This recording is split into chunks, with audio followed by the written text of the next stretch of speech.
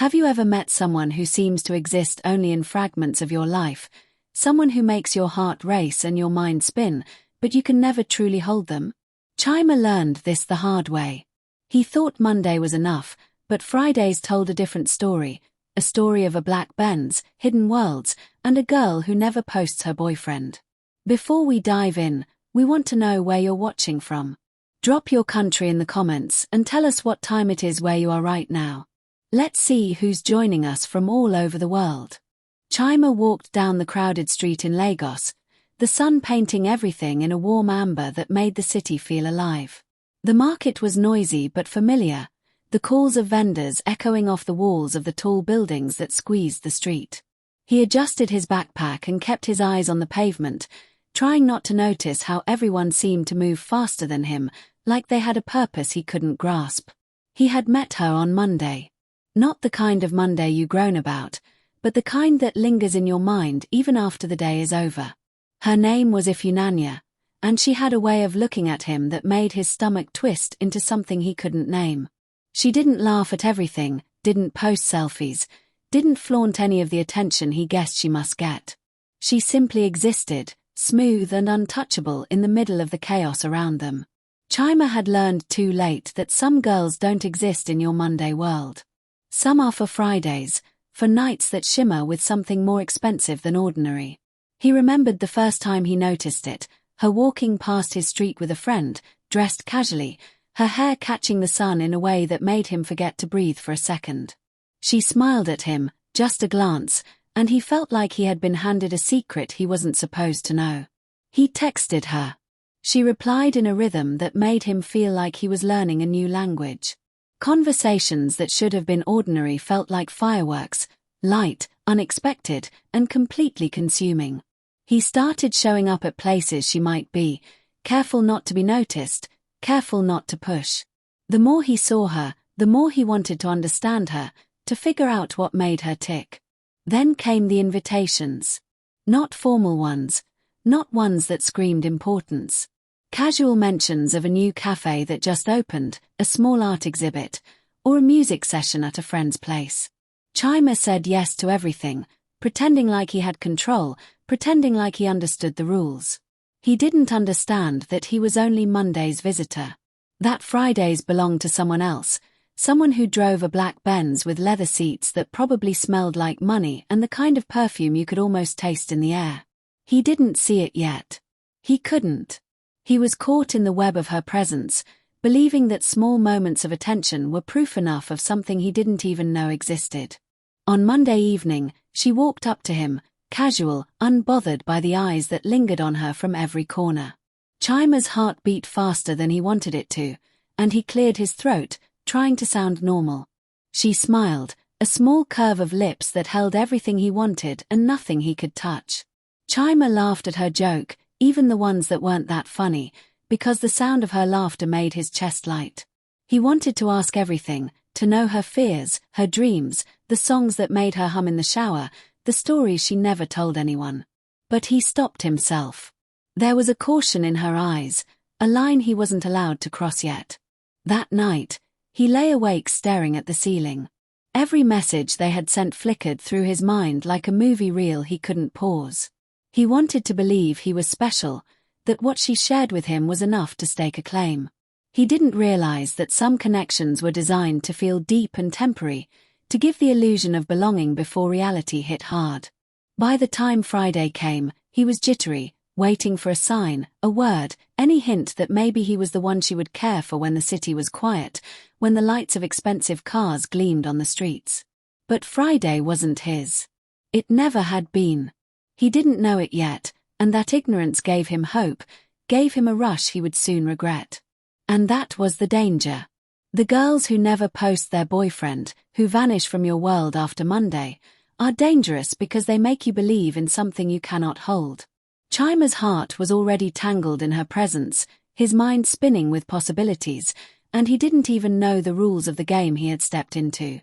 The city continued around him, every honk, every shout, every flutter of someone else's life moving fast, reminding him of how small he felt. Ifunanya walked past him again that night, not noticing, not needing to, and Chima watched, wishing he could be more than Monday, wishing he could step into the night she reserved for someone else, wishing he could understand why something so close could feel so far. And that wish, that tiny, desperate wish, was the beginning of everything he didn't know he was about to face. Chima woke up on Tuesday with a strange emptiness pressing against his chest. The messages from Ifunanya felt different now, still warm, still teasing, but tinged with an edge he couldn't name. He kept staring at his phone, hoping to see a notification, but there was nothing. It was as if Monday had been a small universe that vanished the moment he opened his eyes. He forced himself out of bed, trying to shake the lingering feeling that something crucial had already slipped past him. He wandered through the streets of Soyulia, passing motorbikes and taxis weaving through traffic, the smell of fried akara and roasted corn in the air. Chima's mind kept drifting back to her. How could someone be so present and yet so untouchable? He remembered her laugh, that subtle tilt of her head, the way her eyes seemed to look right through him when she talked about her art project with friends. He tried to replay every detail, every nuance, hoping to catch some hidden sign that she belonged to him. At work, he barely noticed the stack of papers on his desk or the endless phone calls that came through. His boss waved a hand in front of his face once, and he blinked, startled. Chima realized he hadn't eaten anything since morning. His focus was consumed by Ifunanya and a creeping suspicion he couldn't shake. What if there was someone else? That thought gnawed at him all day. He tried to push it aside, telling himself that Monday had been special, that the small world they shared was proof enough that something real existed between them. Yet every passing hour made the fear grow. He didn't know what he feared more, the thought of her leaving him, or the thought that he had never truly had her at all. By late afternoon, he found himself at a small cafe, the one she had mentioned in passing on Monday. It was quiet, just a few people scattered at tables, the scent of roasted coffee beans heavy in the air. Chima sat near the window, hoping to see her enter. He watched everyone who walked by, scanning for a glimpse of her familiar stride, the way she carried herself without needing anyone to notice. Hours passed, and nothing came.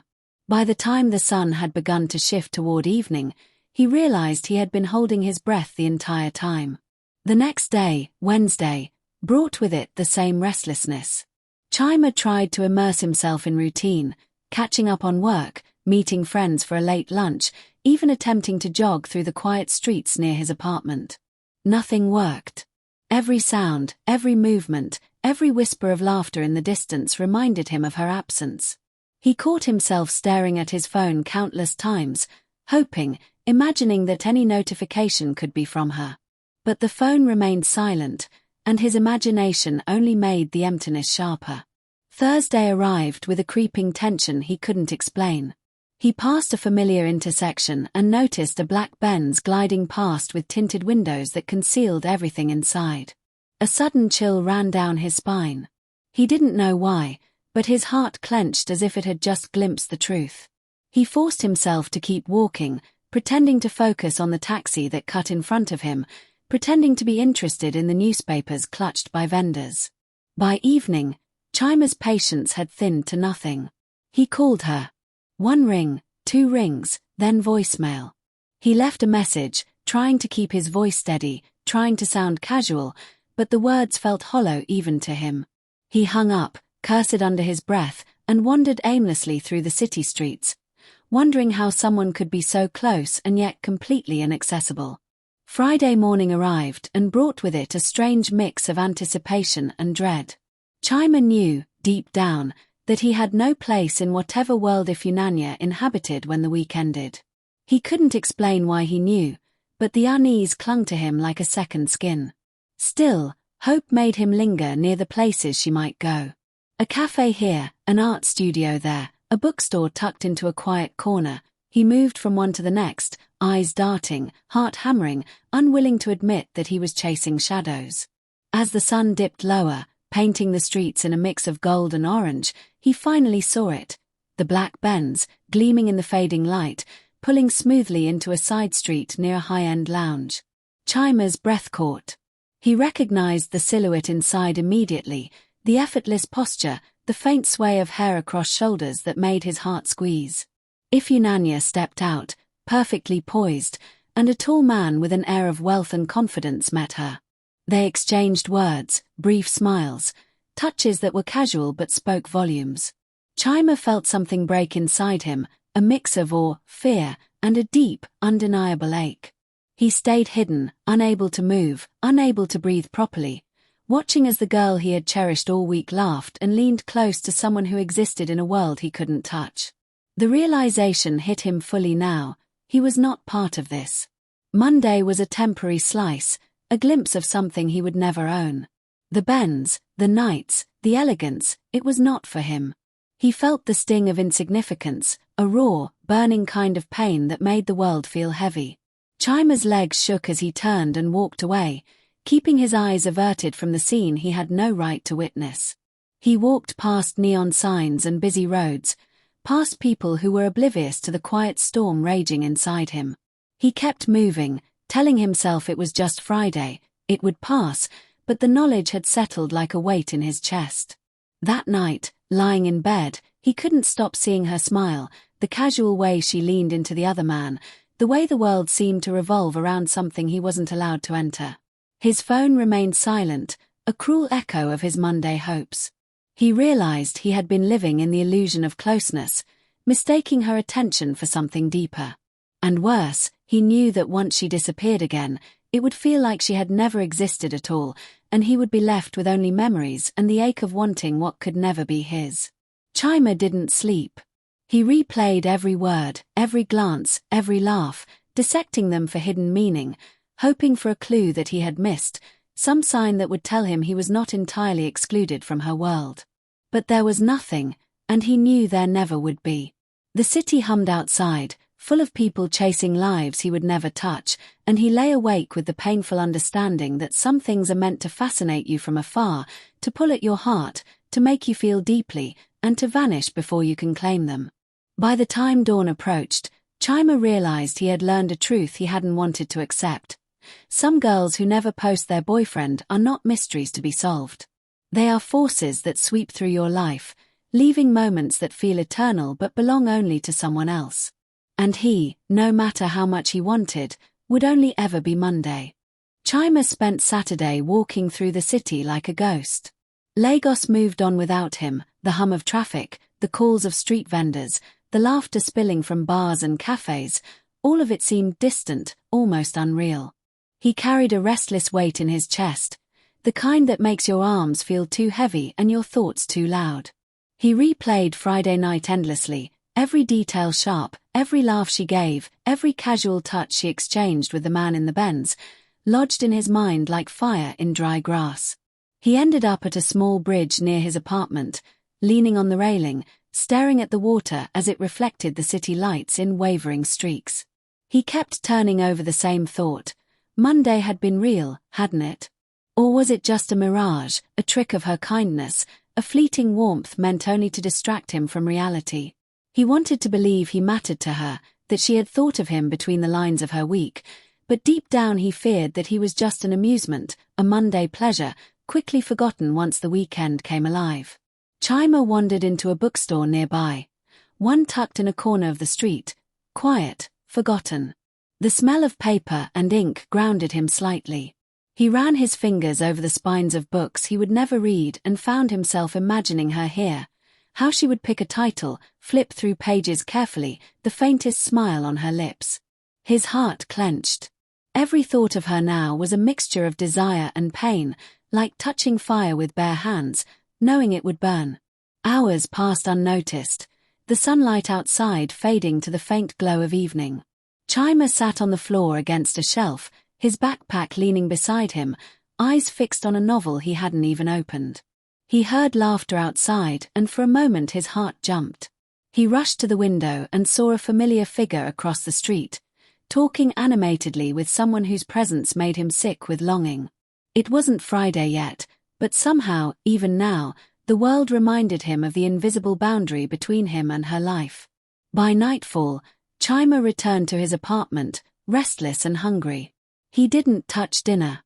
Instead, he sat by his window, scrolling through social media, looking for her. There were no pictures, no tags, no clues, nothing. It was as if she existed in a layer of the world that he could see only in fragments. And those fragments, so tantalizing, were enough to make him ache. He remembered every detail of her Monday, the curve of her smile, the way her hair caught the sunlight, the way she laughed at things that weren't even funny. Each memory carried weight, pressing down on him with an intensity he couldn't escape. Sunday came with a subtle tension that Chima could not shake. He wanted to tell himself to move on, to distract himself with friends or work, but every corner of Lagos seemed to whisper her name. He passed the cafes, the small art studios, the streets she had walked, and felt the emptiness pressing at him from all directions. His mind kept replaying Friday night again, the sight of the black Benz, the confident way she had existed in a world that was not his. The feeling of being invisible to her outside of Monday was crushing, almost unbearable. He forced himself to go for a walk in a quieter part of the city, streets lined with small homes, the faint smell of cooking drifting into the air. Chima imagined her walking here, laughing at some inside joke, the kind of laughter that seemed to belong only to people who were rich in freedom and choice, people who could make the city bend to them. He felt the sting of his own limitations, of knowing that he would never belong to those moments, that Monday was all he had been given. Chima wandered past a small park, noticing a few children chasing one another. Dogs running in circles, couples holding hands. It all looked simple, ordinary, but in his mind, the ordinary was poisoned by the memory of her elegance, the secret life she led outside his world. He realized he had been building a castle of illusions around her, filling empty spaces with imagined significance, hoping that some part of her week belonged to him. The thought made him feel both desperate and foolish. That evening, he tried to reach out again. He sent a simple message, playful and light, hoping for a sign that she thought of him at all. He stared at the screen, willing the phone to buzz, willing her to reply. Hours passed. Nothing. His chest tightened with the silent confirmation he had been afraid to see. She did not exist in his days beyond Monday. The world she lived in for the rest of the week was impenetrable, and he was left standing at the threshold, longing for what he could never have. Chima didn't sleep that night.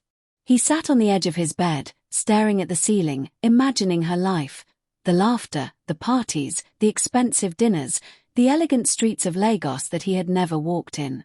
He saw her in the Benz again, the leather seats, the perfume lingering in the air, the ease with which she moved in a world that had rules he would never learn. He realized he had been living in an illusion, and the deeper he had sunk into it, the more he felt the ache of exclusion. Monday came again, and he felt the familiar pulse of hope, the small thrill that maybe, just maybe, today could be different. He waited outside the cafe she had mentioned once, scanning faces, heart hammering, hoping for that same glance, that same fleeting attention. She appeared, laughing lightly, and for a moment, all the ache and fear melted away. Chima ran to meet her, and the warmth of her presence, the ease of her conversation, the softness in her smile, all of it made him forget the pain of Friday, the sting of absence. But even as he laughed, even as he felt that fleeting closeness, he knew. Deep down, the truth remained untouched. He was Monday's visitor. The rest of her week belonged to someone else, to a life he could not follow. The thought both terrified and fascinated him, like staring into a fire he wanted to touch despite the burn. And so, he let himself smile, he let himself hope, because Monday was his, fragile as it was, and he could hold on to that small spark before the weekend swept it all away. Chima didn't know then that his obsession was only beginning, that the lure of her hidden world, the mystery of Friday nights and the black Benz, would pull him deeper into a story he was not ready for. Every glance, every message, every fleeting laugh was a hook, pulling him further into the realization that some girls who never post their boyfriend are not to be possessed. They are to be feared, for the heart can burn in ways it cannot control. Chima's Monday high faded slowly into the weight of Tuesday, and by Wednesday, the ache had become a constant companion. He couldn't focus at work, couldn't sit still in meetings, and every sound of laughter or passing car made his chest tighten. He wandered the streets in a haze, half looking at the world, half lost in his imagination of her life outside the sliver of his week. Each thought of Ifunanya became sharper, more pressing, a pulse in his head he couldn't escape. He started noticing things he had never paid attention to before. The way people talked around him, the ease with which couples moved together through the streets, the way someone could smile and vanish without leaving a trace. Chima realized he had been living Monday as if it were eternity, and every other day had become a slow drip of longing that filled him with both hope and despair. Thursday afternoon, he found himself at a small art studio near the city center, one Ifunanya had mentioned in passing. The walls were covered with paintings and sketches, colors and shapes that seemed to vibrate with life. Chima wandered from corner to corner, imagining her walking beside him, pointing at a piece of work, speaking softly, her voice a gentle guide through the chaos of his mind. He lingered there for hours, drinking in the scent of paint and canvas, convinced he might glimpse her shadow, a sign that she had been here, that she existed in this part of the world beyond Monday. Evening came, and Chima moved to the streets, pacing like someone on the edge of a revelation. He knew, in the core of his being, that Friday belonged to someone else. He had seen it too clearly now, the Benz, the elegant gestures, the invisible lines that separated him from her life. And yet, he couldn't stop himself from watching, from hoping that some twist of fate might allow him a glimpse of her, a fraction of the world she walked in outside of his Monday moments. By nightfall, Chima's mind was spinning with possibilities. He imagined conversations he might have with her if he had the courage, if the world allowed him in trance into Friday's domain. He imagined walking beside her in expensive streets, laughing at jokes he hadn't heard yet, feeling her hand brush against his in casual familiarity. And then the cruel truth hit him again. Those visions were nothing more than daydreams, illusions of a life he could never reach. Saturday arrived, and Chima was restless before the city even woke. He wandered through quiet neighborhoods, the streets empty enough to echo every footstep, every sigh. He thought about Monday, about the warmth of her presence, the subtle intimacy of shared glances and gentle laughter. He replayed every detail, every small moment, trying to stretch them, trying to make them last longer, knowing that Friday would come and shatter everything again. By afternoon, he ended up near the part of the city where the black Benz had appeared the previous week. He lingered at a safe distance, watching the streets, trying to spot her without being noticed. Hours passed. Cars came and went, people laughed, children ran past, and yet he remained fixed in one spot, waiting for a sign, some hint that she existed here, even outside the boundaries of Monday.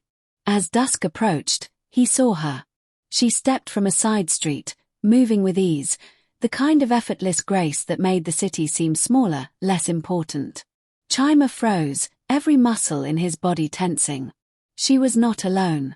The man from the Benz stood with her, tall, confident, the kind of presence that made Chima shrink into himself.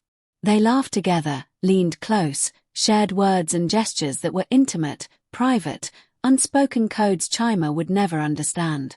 His stomach turned. Chima remained hidden, his heart a wild drum in his chest, each beat a painful reminder of his exclusion.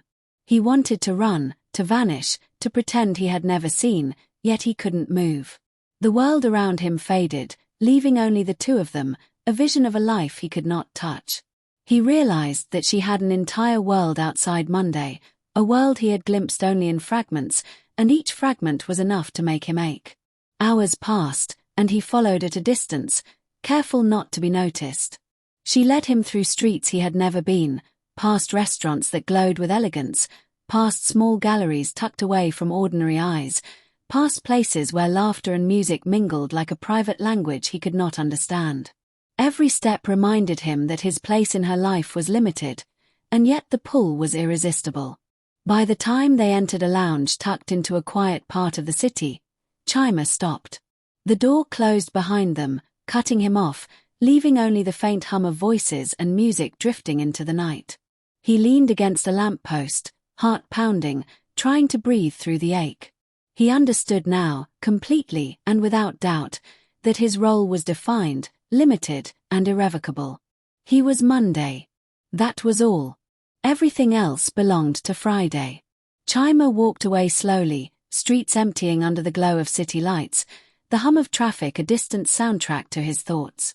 He replayed every glance she had given him, every laugh, every touch, every shared moment that had felt infinite in the context of Monday. And he understood the cruel brilliance of it. Some people exist in your life just enough to make you feel alive, just enough to make you ache, and just enough to remind you that reality often belongs to someone else. That night, he returned to his apartment and sat by the window, staring at the city that had grown so beautiful and so unreachable. He thought about the days ahead, about the weeks to come, about the endless cycle of hope and heartbreak that Monday brought him. He realized he was addicted to the illusion of her attention, the brief warmth she allowed, and the devastating absence that followed. Chima didn't sleep. He watched the city lights flicker and fade, imagined her life continuing in parallel, alive and untouchable, and felt the weight of desire and fear pressing down on him. Monday had been a spark, a taste of something he could never hold, and now he knew that the rest of her week was a world that would always remain close to him. And yet, despite the ache, despite the growing realization of his limits, he could not stop thinking about her. She had become the pulse of his days, the shadow at the edge of every thought, the unreachable horizon he chased endlessly. He didn't know that this obsession, this burning desire to understand a life that was not his, would lead him further into a story of longing, of heartbreak, and of moments that felt eternal but belonged only to someone else. Chima woke Monday morning with a restless weight pressing on his chest, heavier than usual. He had spent Sunday night replaying the previous Friday, the image of Ifunanya leaning into the man in the Benz etched so clearly in his mind that it haunted him in the quiet moments when the city slept. The memory twisted with longing and frustration, a mix of desire and despair that refused to be ignored. He dressed slowly, his movements sluggish, as though his body were carrying the memory of something too heavy to bear. The streets were alive as usual, Lagos buzzing with its constant rhythm, but Chima felt detached from it. Each laugh that passed him, each casual touch between strangers, reminded him of the invisible line separating him from her world. Monday was his, fragile and fleeting, but he could feel the pull of the days ahead, the knowledge that the weekend, and Friday, would take her from him again. The thought sharpened every sense, made every sound and sight in the city feel sharper, more intense. He met her at the small cafe she had suggested. She was already there, sitting at a corner table, the late morning sunlight catching the strands of her hair.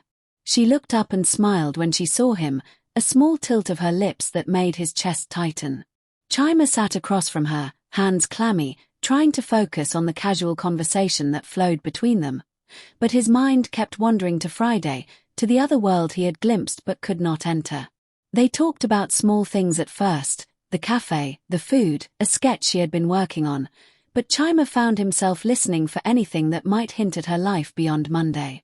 She spoke casually about plans for the weekend, careful to make her words light and ordinary, yet every phrase was deliberate, a subtle signal of the distance he could not cross. Chima smiled, nodded, laughed at the right moments, all while his mind spun with frustration and longing. By Wednesday, he had begun following the faint threads of her world, tracing the streets she moved through, the galleries and lounges she frequented, always careful to stay unseen. The city unfolded around him like a map of secrets, every corner holding the possibility of a glimpse, a shadow, a sign. He watched her interact with friends and strangers alike, absorbing the smallest gestures, the way she carried herself, the effortless grace in her movements. Each observation stoked the ache in his chest, a mixture of fascination and fear. Thursday brought a small clue. Chima noticed a flyer for a gallery opening tucked into the corner of a cafe window. The address matched a location she had mentioned once in passing, a place she had never explicitly invited him to. His pulse quickened. He went there, pretending it was coincidence, but his heart knew better. The gallery was quiet, the walls adorned with paintings that seemed to vibrate with life. Chima wandered slowly, imagining her walking beside him, pointing at the art, whispering thoughts that would never be spoken aloud. The gallery felt like a portal into the world he longed for, a place just beyond his reach. By Friday, the anticipation had become unbearable. Chima knew he could not simply watch from a distance any longer. He needed to see the world she reserved for the end of the week. He followed the faint trails of lights, the hum of music, the subtle signals of a city alive with private lives. And then he saw it, the black Benz, glinting under the streetlights, parked outside a sleek lounge tucked into a quiet corner of the city. His stomach twisted. Ifunanya stepped out, dressed for elegance, her posture commanding without effort. She moved with the rhythm of a world Chima could only observe, never touch. The man he had glimpsed before was there, confident, protective, his presence a barrier Chima could not cross. Ifunanya laughed lightly, leaned close, whispered words, gestures intimate and private, a language Chima was not allowed to understand. His heart ached, each beat a cruel reminder of the limits of his world. Chima lingered in the shadows, watching, waiting, every second stretching into agony. He followed them through streets he had never walked, past restaurants and boutiques that glimmered with life and wealth, past small galleries alive with laughter and music. Each step was a reminder of the invisible boundary that separated him from her life, a line that Monday had allowed him to approach but never cross. Hours passed, and Chima realized he was addicted to the glimpse, the fragment of her world he could never truly inhabit. He watched her smile, watched the subtle exchange of words and glances, the ease with which she existed in a reality that was not his. He felt small, insignificant, yet unable to tear his eyes away. The ache in his chest had become a constant pulse, a reminder that some people exist to fascinate, to inspire longing, and to vanish before you can claim them. By late night, he retreated to a quiet street, far enough to avoid being noticed but close enough to feel the energy of the world he could not touch. Chima's thoughts spun, a mixture of desire, fear, and frustration. He knew he was chasing something unattainable, yet he could not stop. The pull of her hidden life was magnetic, a force that drew him closer even as it reminded him of his limitations. He thought about Monday, about the fleeting intimacy they shared, and the contrast with Friday, where she existed in elegance, untouchable, reserved for someone else. The dichotomy was maddening, the tension unbearable, yet Chima felt alive in a way he had never felt before. Each week became a cycle of hope and despair, a dance of presence and absence that consumed him completely. Chima's nights were spent in a haze, replaying every detail, imagining every word, every glance, every touch. He tried to make sense of her, to map her world, to find a way into the life she kept private. And yet, the more he observed, the clearer it became that some mysteries are not meant to be solved, some worlds are not meant to be entered, and some people exist in your life only to make you feel deeply, painfully, and helplessly alive. As dawn approached, Chima understood something new. The allure of Ifunanya's hidden world was not just in what he could see, but in the knowledge of what he could not.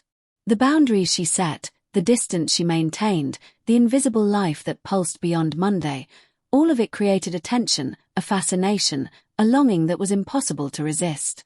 He realized he was trapped in a loop, a cycle of brief closeness followed by absence, and that the only thing he could do was endure, hope, and wait for Monday to come again. And in that waiting, in the ache and the obsession, Chima discovered the cruel beauty of desire, the kind that burns fiercely, lingers endlessly, and teaches the painful lesson that some things in life are meant to be glimpsed, never possessed, and felt deeply, even if they leave scars that never fade. Chima woke up on Saturday with a strange heaviness in his chest, the kind that pressed on him even before his eyes were fully open. He lay still for a moment, staring at the ceiling, replaying everything that happened the night before. The note. The strange handwriting. The small drawing. The shock on Amaka's face. The tense silence in the room. And Ifunanya's voice echoing in his head, soft but sharp, like she was whispering from right behind him even though she was nowhere near. He sat up slowly, rubbing his palms together as if trying to warm courage back into his body. His room felt smaller today, like the walls were leaning closer, waiting for him to finally acknowledge the truth he had been running from. Something wasn't adding up. Nothing about Ifunanya had ever added up. From the day she appeared beside him as if she already knew his schedule, to the way Mondays felt like he was borrowing someone else's treasure, to the way her eyes drifted away whenever he asked certain questions. There had always been a line she never allowed him to cross, and now he understood why the pieces had refused to fit. He stood up and moved to the window. Outside, the neighborhood was alive with people starting their weekend, chatting, washing cars, hustling. Everything looked normal, painfully normal. But inside him, things were shifting. Something had snapped open. Something had demanded that he stop pretending. He knew he had reached a point where he either walked away for good or finally faced the truth about the girl who had thrown his entire life off balance. But walking away didn't feel like an option anymore. Not after that note. He reached for his phone and scrolled through their chat. No new messages. No signs of life.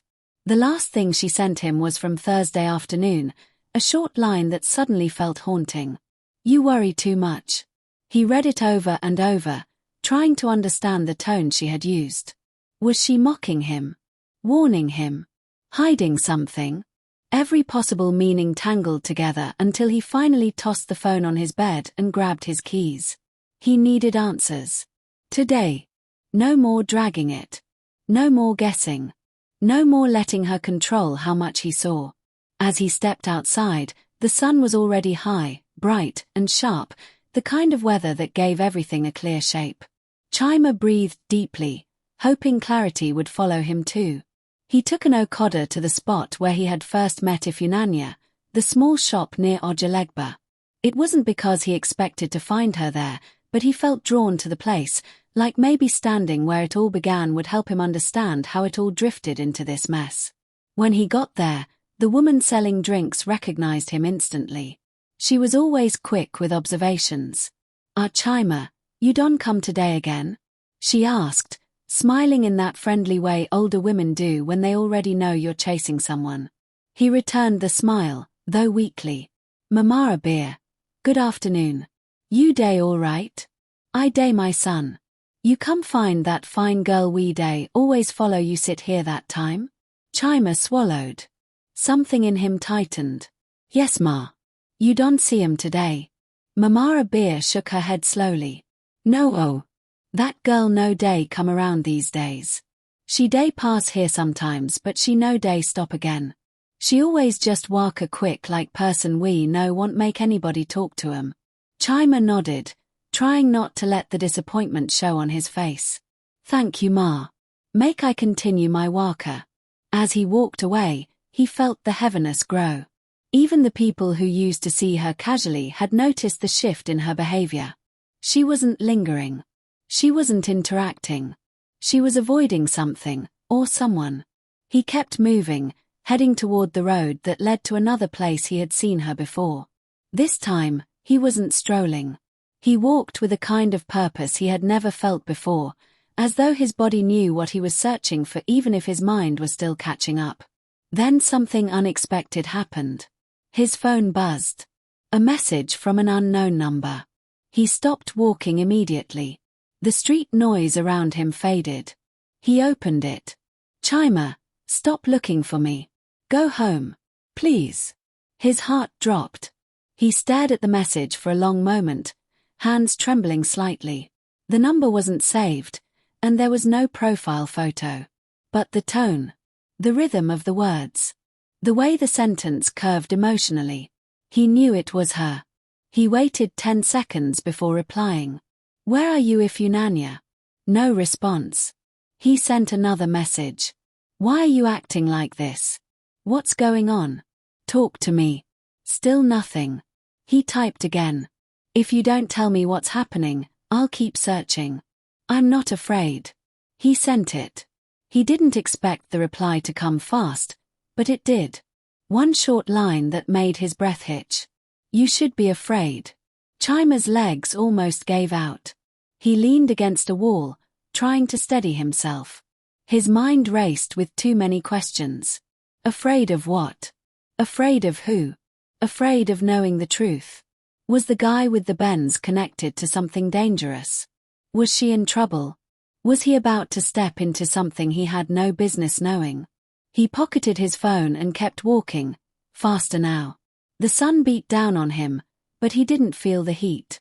All he could feel was a growing fear mixed with something else, determination. He wasn't turning back.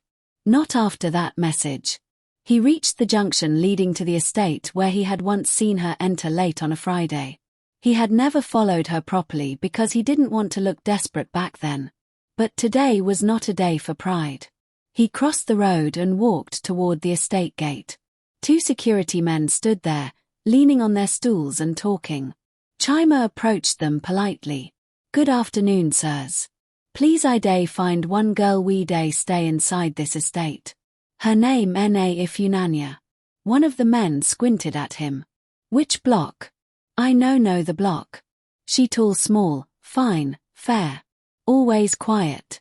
Both guards exchanged a look he didn't understand. "Who be you to her?" the first guard asked. Chima hesitated for a second. "Somebody she know. I just deliver message."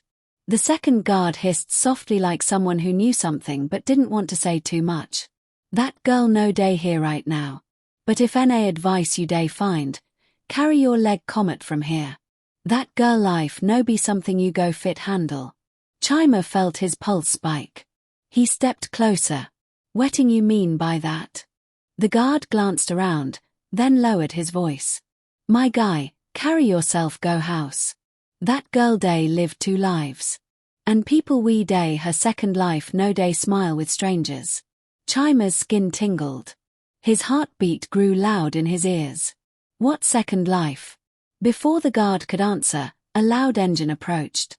A sleek black Benz rolled slowly toward the gate, the sunlight reflecting off the hood in a way that made Chima instinctively step back. The guards straightened immediately like soldiers. The car stopped right at the entrance. The back window slowly rolled down. Chima froze. Inside the car sat a man he had never seen before. Clean haircut. Sharp jawline. Dark shades hiding his eyes. He didn't smile. He didn't blink. He just looked at Chima with a calmness that felt like a warning. The man spoke, voice low and steady. "Why are you asking for her?" Chima opened his mouth but nothing came out. He tried again. I just want to talk to her." The man's lips twitched slightly, not into a smile, but something colder. "Talk to her about what?" Chima's throat tightened. His tongue felt heavy. Before he could form a complete sentence, the man leaned forward slightly. "Go home, boy." Chima didn't move. The man continued, voice even quieter now. "She doesn't belong to you. And she never will." Chima felt something inside him collapse. The window rolled up slowly. The car pulled forward and entered the estate. The guards stepped back into their relaxed posture like nothing had happened. Chima stood there, unable to move, unable to breathe, feeling as if someone had just closed a door he never realized was open. Then his phone buzzed again. Another message from the same unknown number. "Chima, please. Go home before everything gets worse." His hands shook as he read it. His heart pounded. His thoughts scattered like broken glass. He finally understood one thing clearly. Ifunanya wasn't avoiding him because she didn't care. She was avoiding him because someone didn't want them connected. And whoever that someone was, they had just made it clear that Chima was stepping into a world he was never meant to enter. But the fear that rose in him no longer made him turn back. It only strengthened something deeper. He needed to know the truth. He needed to know who she truly was. And he needed to know what exactly he had gotten himself into. The story of the girl who never posted her boyfriend was no longer about love. It had become something else entirely. A secret big enough to swallow him if he wasn't careful. And he didn't realize yet that the most dangerous part wasn't the man in the Benz. It was the truth Ifunanya had been hiding all along. And that's the story of Chima and the girl who never posts her boyfriend. A reminder that some people only exist in moments you can't control, and some mysteries are meant to leave you both fascinated and aching. If you enjoyed this story, make sure to hit that subscribe button so you don't miss our next tale. And we want to hear from you. Tell us the country you're watching from and what time it is there right now. We love seeing our viewers from all corners of the world join the story with us.